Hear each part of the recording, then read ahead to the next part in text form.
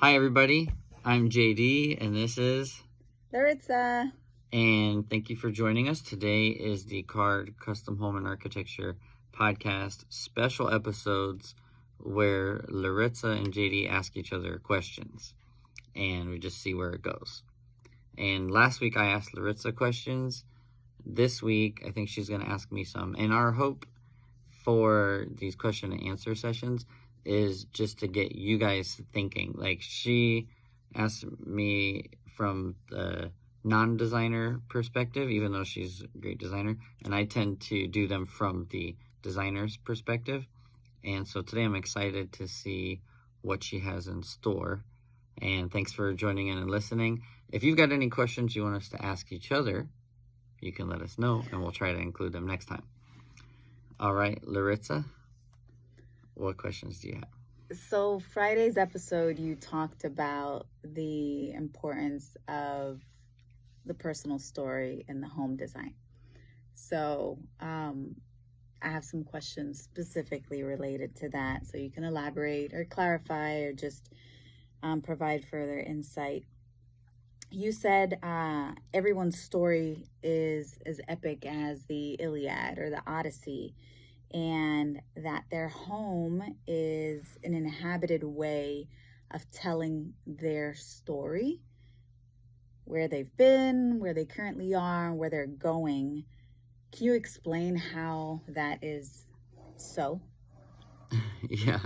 So, I mean, it's funny because I don't think a lot of times we'll think of our home as like a stage or like a theater type thing for our life that we've created, right? So like you're literally making your own stage to like have your life on, and everybody's life seems very significant to themselves, and it is. So like we kind of praise certain stories like over other ones because of the way they're written or they're communicated, but the actual story of everybody's life is amazing. It just may not currently be communicated in a way that is captivating or gravitating. Okay. But how does their story, I guess, culminate in design? So that's the fun part is, okay, so like let's say you're writing a play, right? You already have like the story and the structure written out, and that tells them these are the set pieces that we need, these are the things that we need, right? And it kind of guides you through that. Well, when you've taken the time to come up with a narrative for your life, you can actually communicate your home in that way as well. So a lot of people rightly think of it in a practical way, like, hey, I'm going to be in my kitchen and I want to have my stove next to this part of like the freezer because I know I'm going to get stuff out, set it on the counter, let it thaw a certain way, and then I'm going to cook it, right? So they have like their sequence of cooking. And so that's a little bit of their story, and there's conversations that'll take part around that part of the house. So when you begin to think about more specific, you get deeper in the conversation with your designer and yourself about what you really want to be going on in that setting, then I think it's richer than saying like, I want to cook in a Mediterranean kitchen or I want to cook in a modern kitchen. So I think that you go back further, that might tell you something about your lifestyle, and then you can reinterpret it. Like, why do you want the modern kitchen? Does it say something about an active lifestyle to you? Does it say something about being calm to you? And then that will inform the specific way it gets put together on paper. Okay, so when I was listening to the podcast story, we talked about it, seems very like ephemeral, maybe up here, but you are saying that the more practical things, if someone was to be thinking, okay, well, what about the size closet I want? Like you mentioned, where you want your stove to be, how close you want to be to specific areas of other parts of the home, like that is what you're calling a story, or is that something separate? Yeah, so that is a practical part of it. So like the story includes those pieces of like the sequence as well, but you are going to take those things And I think what you need to do, and I call what I'm calling lifestyle discovery sessions, is like people will have a list. Like, I really want to have a big closet, right? That's the list. But before you, like, people too quickly want to draw something. So they're like, or think that they're getting to a final drawing. Like, hey, give me a set of plans. How much for a set of plans? Well, I could tell you, hey, to draw you a house is X dollars per square foot. But that's like technical execution. So there's also the part that's like discovering your lifestyle in that, which is a more exploratory process. So it will include drawing. It will include figuring out adjacencies, including like what you picture happening in that space along with it a lot more. And that is almost like prescriptive, I would say, from the architect at the time. Like, we do models, virtual reality walkthroughs, we'll do a hand sketching with the person, conversations, things like that. And it's like back and forth, chicken and egg, over and over again, getting to your stories. And it's almost, to me, like it is what it is. Like, you're going through your life and you are who you are. So I spend time getting to know you through the meetings and the process of drawing. So it's interesting to me, like, if somebody is willing to like hire a builder, and then a builder hires an architect, and then they meet with the owner, like, okay, give us your program or your rooms. And then like they go back, the architect gives it to the builder, or maybe they send it to the owner, and it's like, okay, here's your next session, and you do like a look through on like the roof colors or something like that. I don't feel like that gives you access to more of your like psyche and your spiritual being through that shortened process. I'm not distracting you with the light. Yeah. Well, this microphone thing has been bothering me because it's like right on your face. It's in like there. The shadow. So. And I think it still records you from there. So. It can It's funny because I'm looking at the screen and I'm like, I want that microphone to go down. Okay. Trying to design the scene of the camera. Yeah, I don't know where there. So I have a question. Are you looking for me to be like, yeah, you tell the person's story through, like, you're wanting like a physical description on this meeting right now? Because I think most everything I'm going to say is going to sound ambiguous, because we're not talking about, the lighting still does look pretty good. All right. We're not talking about a specific scenario right now. And my case is that it is so specific. Like, do not design a house without a piece of the earth. No, I'm not looking for like a specific story, but I'm trying to bring it down, from the heavenlies down maybe a little more concrete. So I'm trying to understand, the concept of story is very like general, very broad. And so like, how realistically does someone's story culminate in the design of their home? Yeah. And I think we talked about this a little bit. You gave the example of someone who wants to be inviting in their home, right? So like what that would mean is a place to bring people over, or someone who wants to spend time together as a family. They would design a certain aspect of the different rooms. Someone who thinks that they want a courtyard in the center of their home, realizing that it then separates them from, other spaces or other interactions. So that's what I mean, like getting down to like, okay, what does that really mean? What do you mean by story? So when I think of story, and I think you gave different examples, there's different types of stories, but when I think of story, I automatically go to like, I don't know, let's do like superhero. Like, oh, what do you mean? What kind of story I want my home to tell? I want it to tell the magical places and the lands of fairies and things like, like that's what just naturally, that's the thought. It's like, okay, story. Like, what are you talking about? So in that sense, like hearing me say that, what do you mean by story? You mean like just lifestyle, interactions, or do you mean like some tale? It can be like you're trying to tell a tale, but I think, would you agree that like at the end of your life you could write down everybody's story about like the things that happened, the goals they had, and what the result of their pursuit of those goals were? Yeah, sure. And those all happen in a place.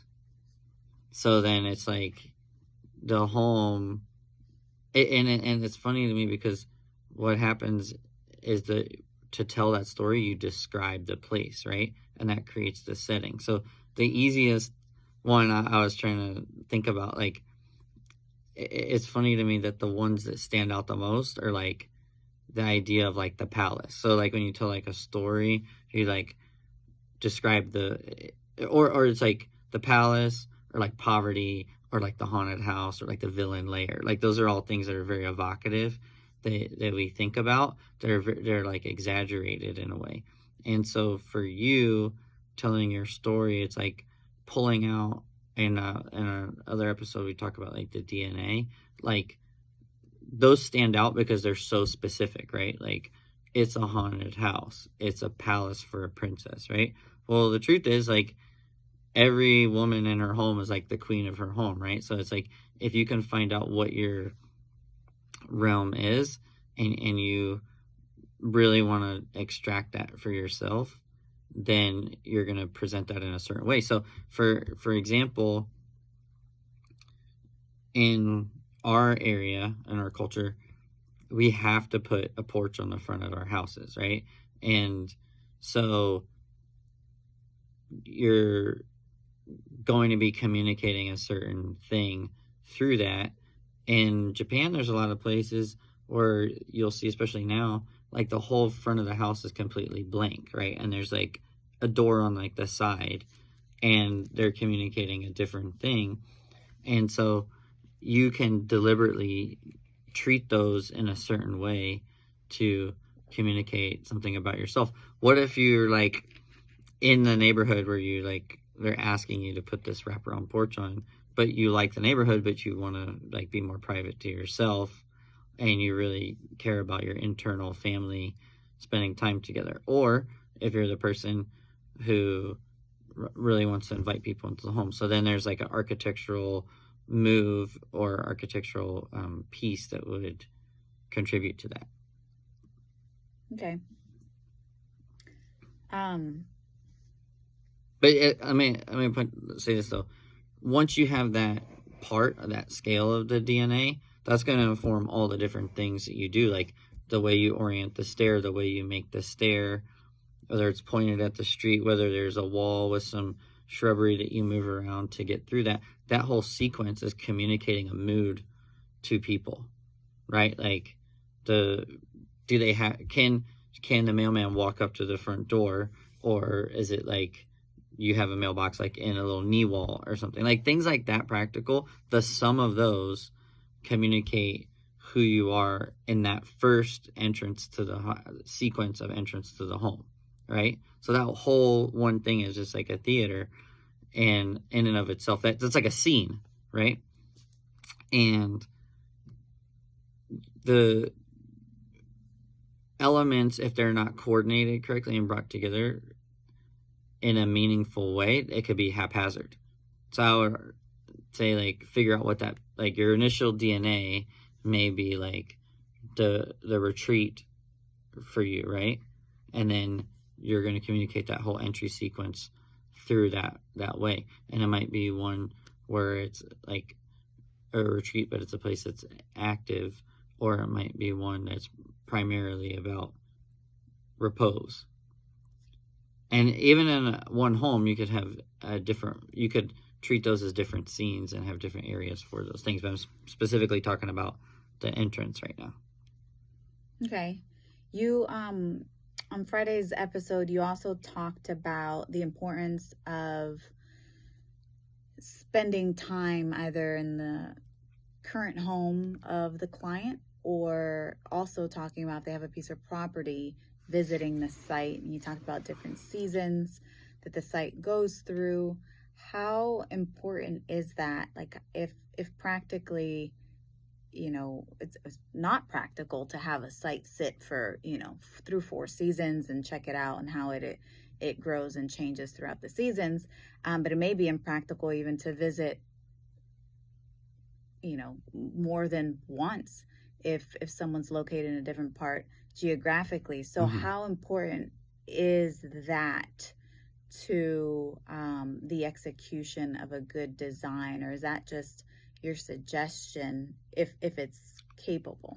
Well, I certainly think, like, if you let's say I'm here and you're in like London, right, and you want a house from me, if you're doing that, I would hope that if you're reaching that far to find a designer that's meaningful for you, that you would be able to do more than one visit with the person. So I would say try to make sure that's not practical. Now, here I may go every month or something, to meet with somebody over like 6 months. And during construction, I'll go there all the time. So there's different ways, especially now with technology, to get to know the site better. But I would say, like, you want to have that interface as much as you can. And it's also dependent on the site. So some projects, if we're really like integrating with the landscape and that's something that's like super necessary, it may need more visits. So it's a case-by-case basis. But my argument was a lot of people don't go at all, or they won't spend any time there at all. Or even like for the owner, it may be for them to spend time there. Like, go by your lot at night, go there at the sunrise, go there. If you find out it's a rainy day, go there and see what's happening. So would you say that those are more beneficial things to do? Because again, even the owner can be in a different part of the world and can't do those things. So is that just... if the owner's in a different part of the world and the designer's in a different part of the world, then you need to have a person who is there. So don't that's not a wise thing to be doing. A lot of things are discovered throughout the seasons on a piece of property. Or just like, it may not even be weather seasons. It might be like there's a freaking race that happens in front of the house all the time. So you're going like extreme, which is good. So but yes, the goal, so we're saying like the ideal goal to be able to do those things is to actually spend time at the site at different seasons and times. And then also, you can get to know it through studying the area, but again, that's giving the time to understanding it. So you may, especially like as a architect or a professional who's used to investigating things, you want someone who does consider those things. And so if you go there and your design process doesn't take a year, then you're obviously not going to go through every season, but you want to employ as many practical ways as you can to do that, either consulting people there.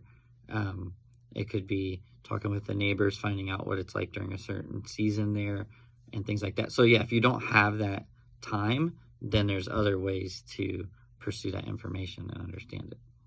Yeah, I'm going extreme because again, we're thinking like left brain, right brain, right? Yeah. So if so I'm asking those questions that, who knows, hopefully your viewers are not asking those questions. Yeah. They understand what you're saying and how you think. But that's kind of what I was trying to get at. Another thing, I liked that you suggested, not to just gather photos, not to just create a Pinterest board, but to write down what they feel and want the space not just to just look like, but what they want to feel like. and then to narrow it down to one or two ideas. So again, bringing it back to the concept of story, my brain kind of gets overwhelmed and probably lost in this, like, the life story. Like, goodness gracious, like, how could that possibly be summarized in the design of my home? So I like that you said, once you've done this exercise, you should have an overarching one or two themes. Can you share like an example? I know you talked about like that you are an architect, a husband, a follower of Jesus, you like hockey and dance, right? But like our house isn't like this, doesn't have a hockey rink and it's not a dance studio and we don't. So can you share what that looks like once someone goes through that? It's not going to be telling every single detail of their home in some like super dramatic novel, but that there's a theme somehow.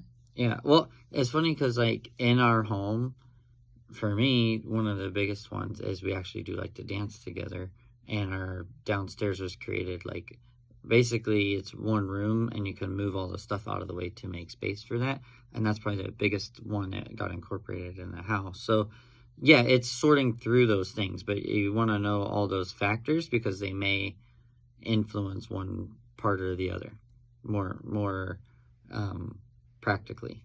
But if you don't take the time to like really address that, like it's just funny because like people will call and they're so like, how much is it gonna cost, right? So they're like, I want a 2-bedroom house and it's around 4,000 square feet. How much is it gonna cost? And that's fine. I mean, like somebody could probably tell you like, I can draw a house that big with that many, plumbing fixtures and whatever for this much. But I feel like you're doing yourself a disservice because there's time to be put into working through the conceptual part of the things, which you could say, I'm going to set this much time aside to do that and to get to that solution. But 9 times out of 10, that does affect some of the cost. So when it's a initial question, a first question for the person, it almost seems like a panic or something like that. And I'm talking about specific costs. If you want to get like in a general range, you can do that. But it's like, there's was it fast, cheap, and good or something like that? Like you want to give space to like considering the cost appropriately, considering the schedule, but you want to also add in there, and I would say it's essential, is to add the good part, which is spending the time working through the design to find out how much it really is what you want to cost. So you could do it different ways. Like someone can tell you this is going to cost $5,000, and then when you start working through it, you're like, man, what I want is really 10.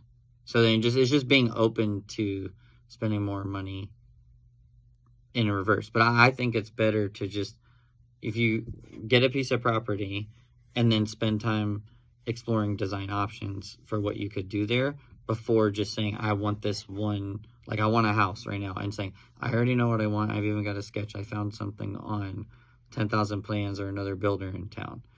It's like, okay, it's funny to me because people will say, I want a custom home.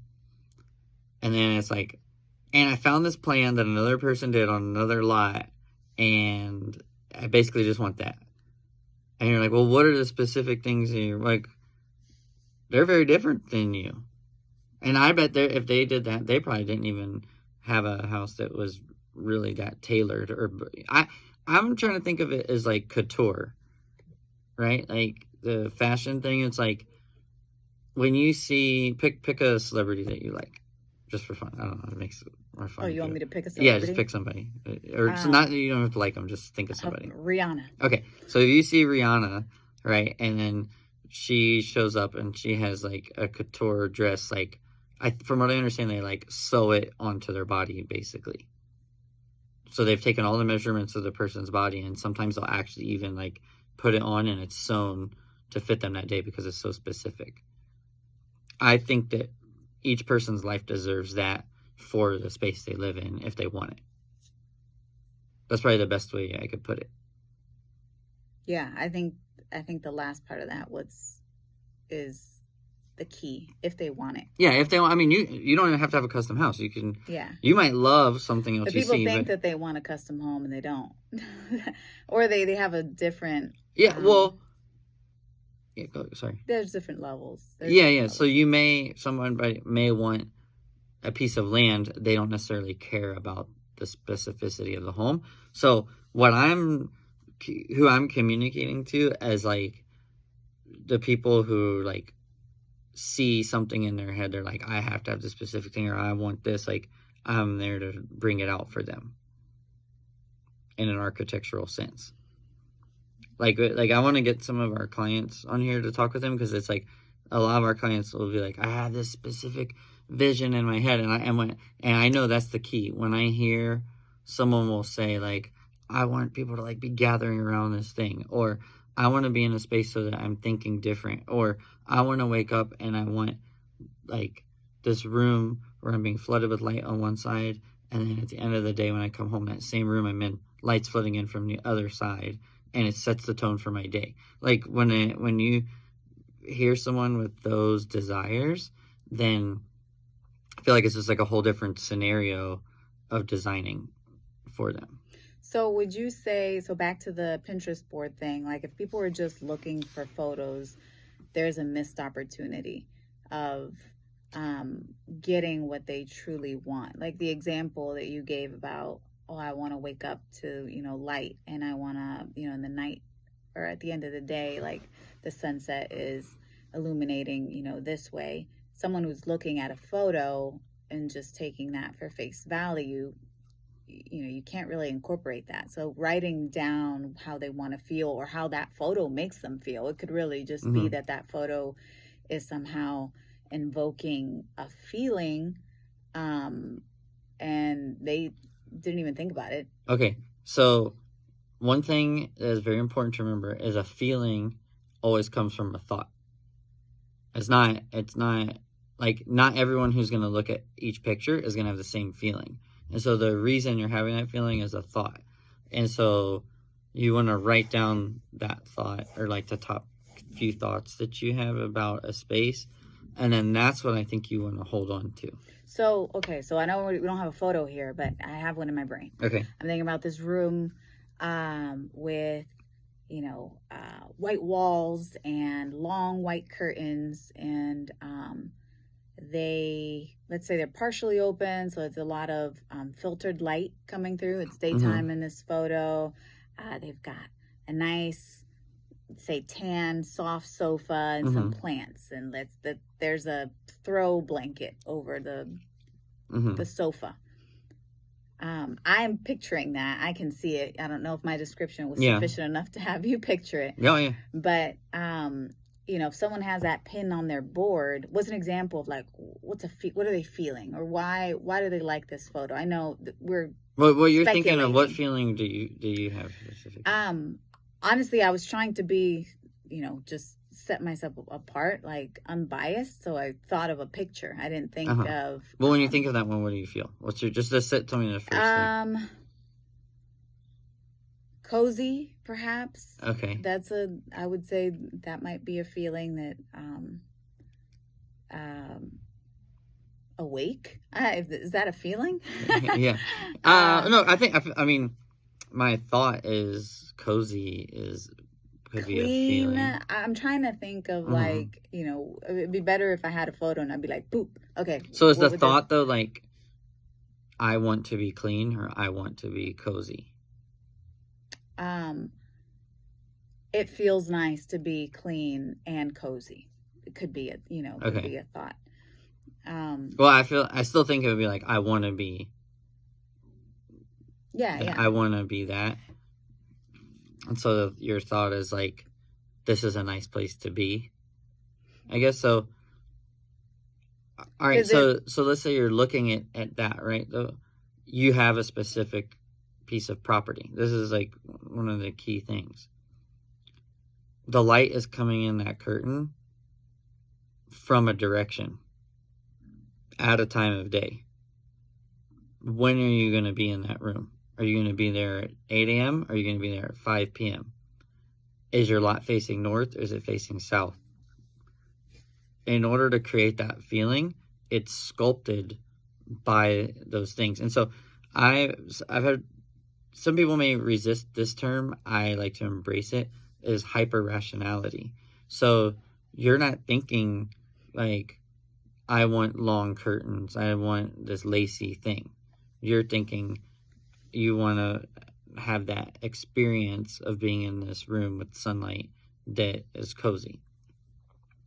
So that whole sequence you've got, that picture is not going to be in your house. So it's just getting that main idea from it and then creating that space with the things that you've got. And so it's funny because I feel like it's more magical, but it's also more rational at the same time. I think, like, I heard it at, like, Disney, that, like, remember we met with, like, went to this thing and the CEO of Disney was talking, and he was like, magic doesn't create the magic. All the consideration and the work that the people put into planning create that magical experience for you. And so that's what's going to happen. You look at that picture and you feel something magical. What's all the rational decisions that you're making that have to do with like your property, your budget, the ideas you may have about other parts of the house interacting with that room, and your lifestyle. So, you know, you may see yourself as like, so it's just fun. It's more fun for me to think about it. Like, you're an accountant, right? And you work typically like 8 to 5, right? So it's like, that's a character, you know? And you have like a cycle to like the character acting as that thing. And so you're coming home at that time. And so you're creating this sequence when you come home. You want your dogs, like, you specifically like your dogs to run and greet you at the door like it's like the Flintstones or the Jetsons. Not everybody wants that, but like you want them to have that space to be able to like come get you and see them from the street and stuff like that. So like that's a fun part of life. So going back to the concept of story, because it can be overwhelming to listen to, like, goodness, like, what do I want the story of my home to be? But just breaking it down a little more, would you say, like, you can, you know, if that seems overwhelming to you, if you're like, gosh, I don't understand how the story of my home.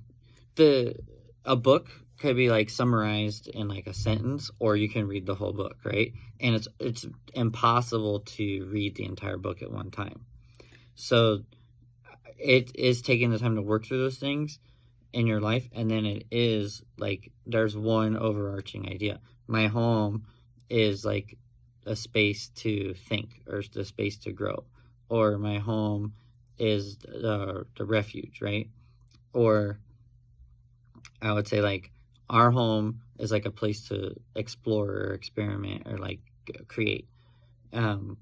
It's another thing I wanted to mention is a good comparison is we do a lot of restaurants, right? And the restaurants, in order to get customers, like Lineage Coffee, it's their story. Like, the coffee tastes good, but like they're talking about, we go to all these places, we meet the farmers, we know the lineage of the coffee, and we're bringing that to you so you can experience it, right? Like, that's that story right there for them, right?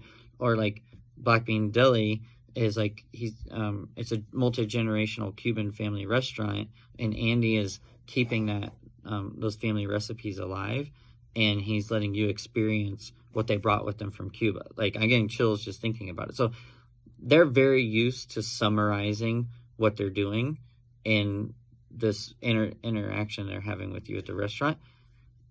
That's what you can do with your house, and it can be just that exciting. And so when they went through that to try to boil down those stories, I'm sure it was like all over the place for a while. It was confusing, or it was like, oh, we don't need to do that, we need to include that.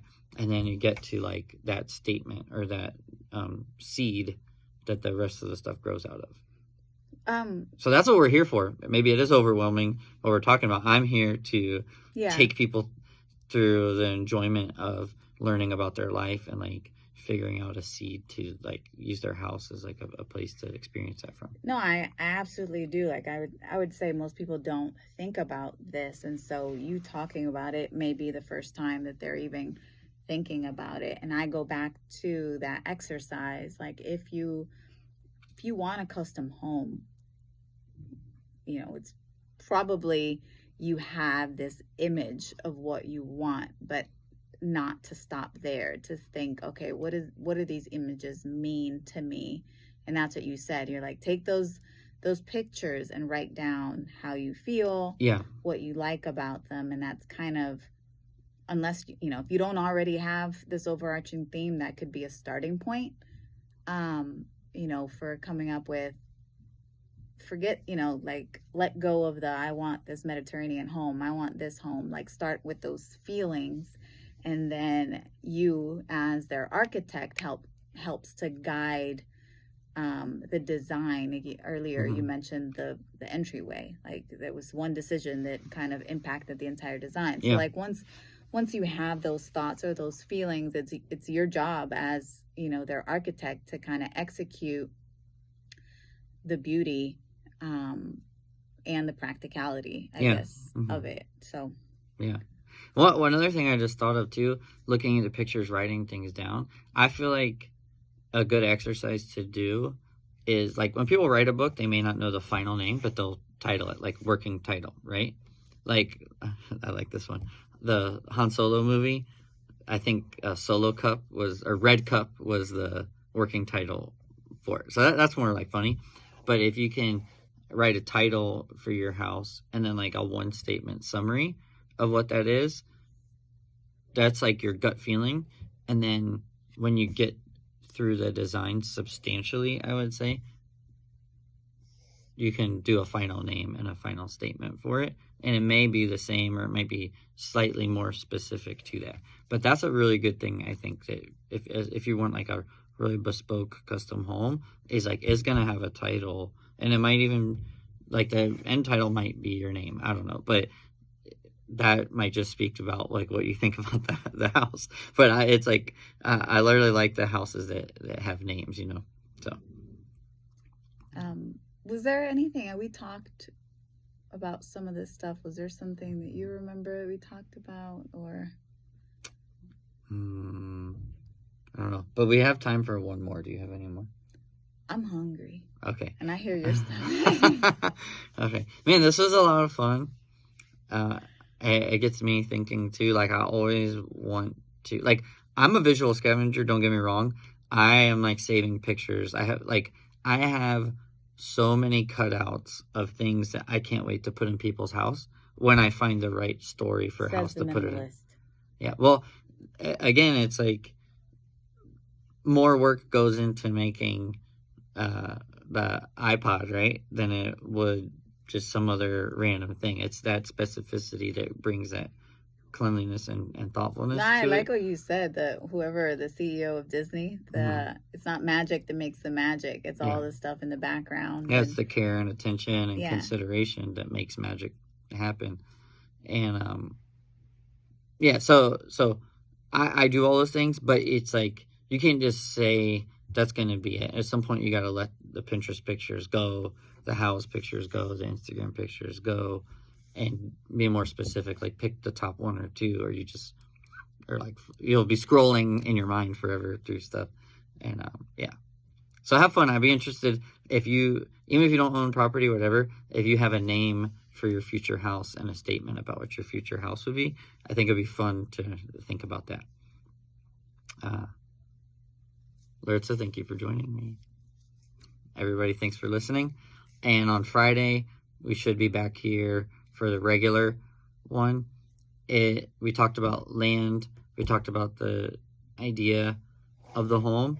And then this next one, and your inspiration. And so the third part of the DNA is what I'm going to hopefully be talking about next time, which is like the forces. So the things external forces that shape the home, aside from your inspiration and the land that you have. It's a very fun one. All right. See you next time.